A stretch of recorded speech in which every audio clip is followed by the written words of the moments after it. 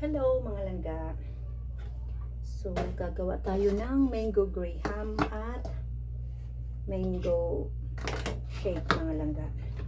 So tira kasi ito noong Christmas at New Year. Sayang pag hindi natin ginagamit. Oops. Ano yata yung nabuksan kong gatas? Iba pala ito mga langga. So hindi ito yung gagamitin natin. Meron pa tayong milk. Wala na tayong milk. Malangga. So wala pala tayong condensed milk. Kaya maghanap tayo dito. Wala. Mango shake na lang muna yung gagawin natin. Mamaya na lang ako gagawa ng mango graham. Oops!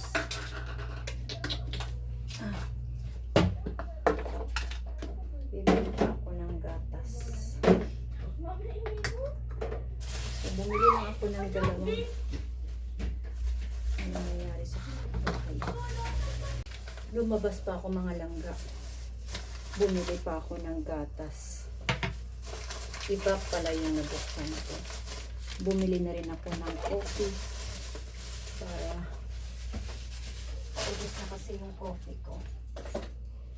So yun, ipagpatuloy natin ang ating ginagawa. Gagawa ako ng shake at saka graham.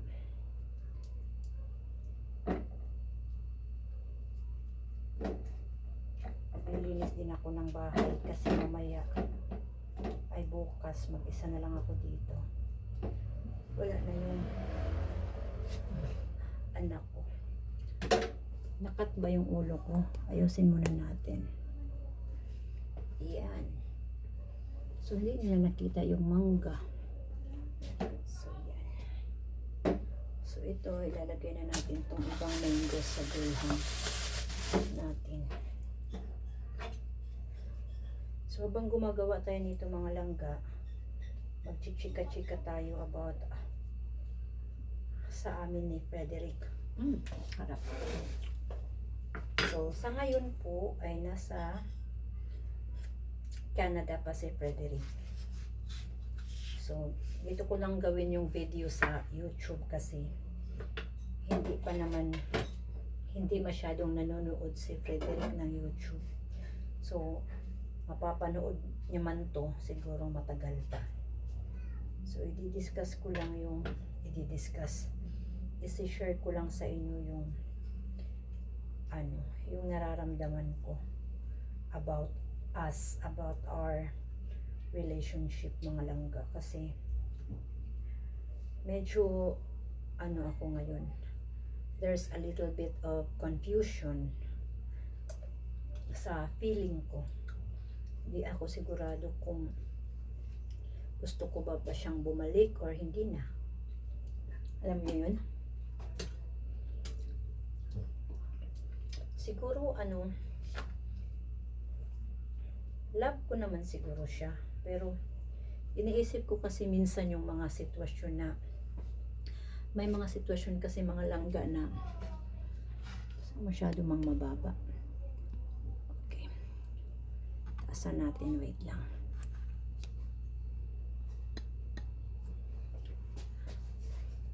May mga sitwasyon kasi mga langga na medyo siya,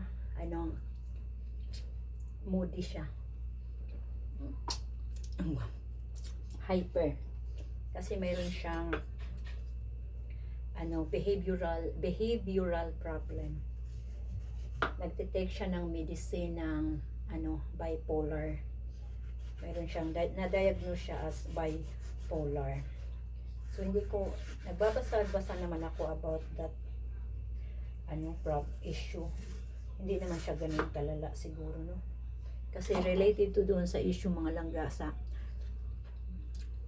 Pinay na pinatay doon sa Slovenia. Kaya i-share ko lang sa inyo para may video ako, di ba? Kung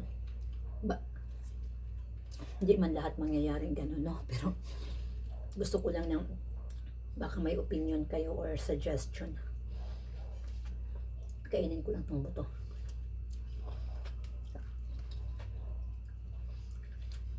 Sarap kasi to.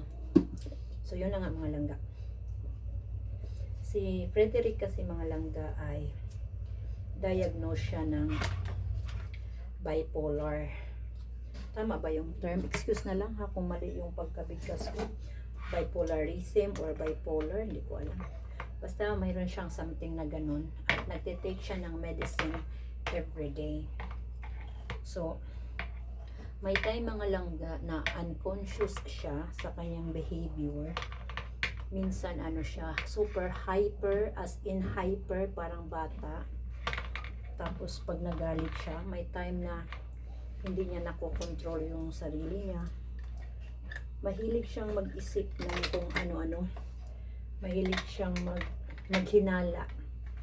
Hindi, maano siya, hindi naman, wala pang time na, hindi pa naman nangyari na nang hinala siya sa akin with about someone. Pero, yung mahilig siyang yung advance siya mag-isip or anong term nun? Overthink, nag-o-overthink siya. Ganon. Ganon yung term.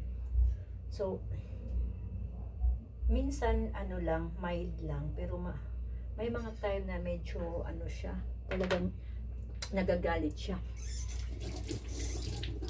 So,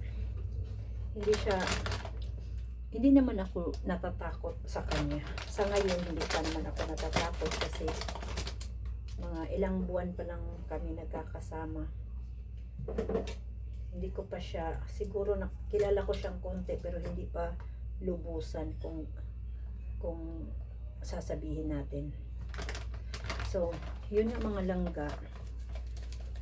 Ang ano ko doon, yung naipaisip ako ba kung pababalikin ko ba siya or hindi na, kasi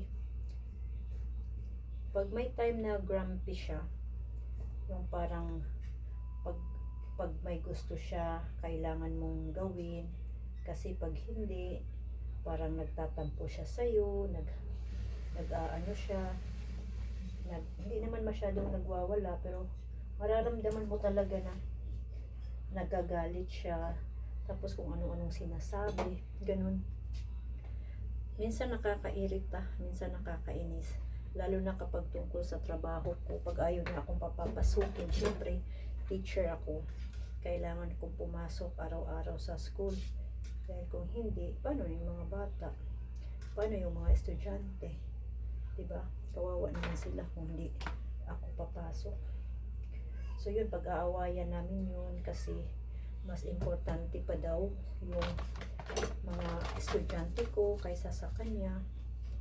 Sabi ko naman sa kanya, kailangan ko namang magtrabaho maliban sa kailangan kong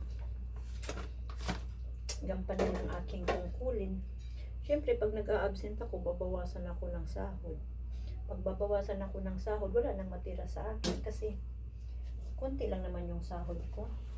Na-loan ko na yung sahod ko. So, yung sahod ko, pag binawasan yun, hindi na ako makakabayad ng bahay. Kailangan ko talagang pumasok. So, yun, siya. Madalas namin yung pag-aawayan kasi pag may time na ayaw niya akong papasukin, gusto niya, hindi ako papasok. Pero hindi naman ako sumusunod kasi syempre alam ko naman kung anong gagawin ko. Sabi ko sa kanya, wala ka namang pera para isupport sa akin. Kung may pera ka sana, hindi na ako papasok, hindi na ako magtatrabaho. Para nasa bahay na lang ako at aalagaan na lang kita. Kaso wala ka namang pera.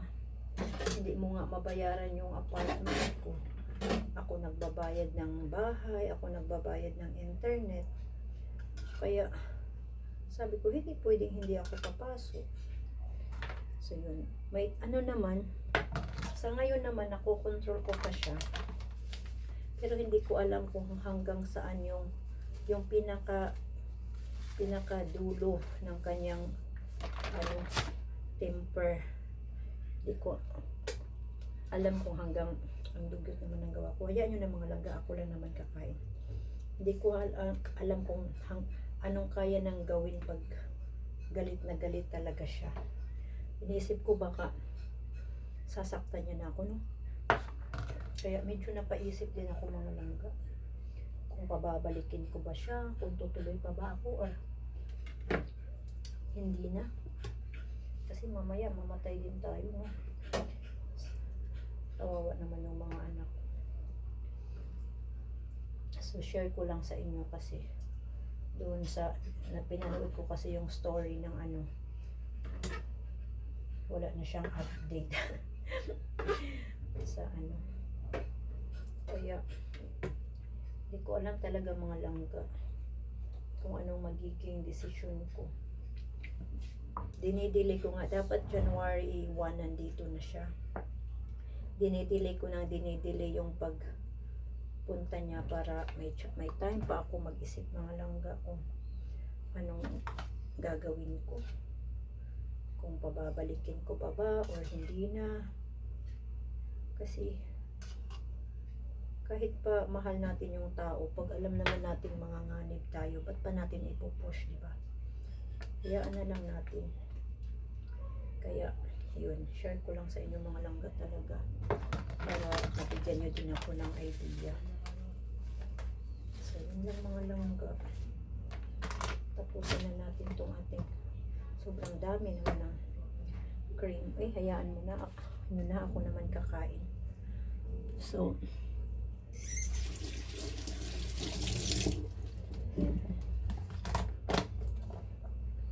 yun lang muna sa ngayon mga langga, ha.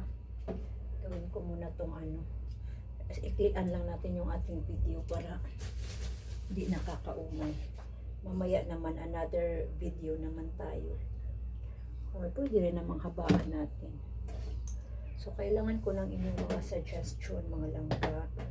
Kailangan ko ng inyong brilliant ideas about sa mga bagay na to. Baka mayroon kayong magandang suggestion sa akin. I will appreciate that kasi minsan kasi hindi natin maiisip yung mga bagay-bagay tapos maiisip ng ibang tao. So maganda talaga na isi-share mo yung mga ano, lalo na kapag hindi mo talaga alam kung anong dapat mong gawin. Yung mga advices, yung mga comments, yung mga suggestion ng mga friends mo, malaking bagay na yun sa ano, para may maligtas ka. Kasi kung sarilinin mo lang, akala mo tama yung ginagawa mo, at the end mali pala, diba? Nasa huli na yung pagsisisi. At huwag naman dumating sa point na ma-realize mo pero wala ka na. Sige mga langga, kasi maingay na yung blender ko. Sa next video na lang. Bye bye mga langga. Thank you for watching.